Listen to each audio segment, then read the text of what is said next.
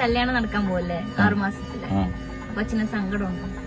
കല്യാണം നടക്കുന്നത് ആരെങ്കിലും സങ്കടപ്പെടൂ?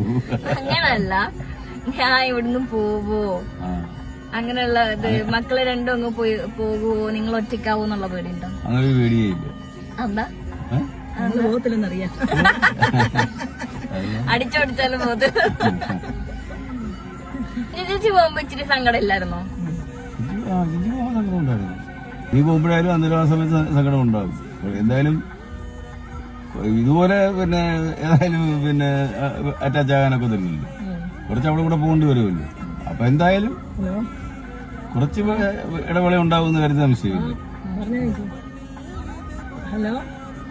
പിന്നെ അതെല്ലാം ജീവിതത്തിലുള്ളതാണെന്നുള്ളതിനെ പിന്നെ മനസ്സിലാക്കി നമ്മുടെ മനസ്സിനെ അതിനനുസരിച്ച് രൂപപ്പെടുത്തുക എന്നുള്ളത്.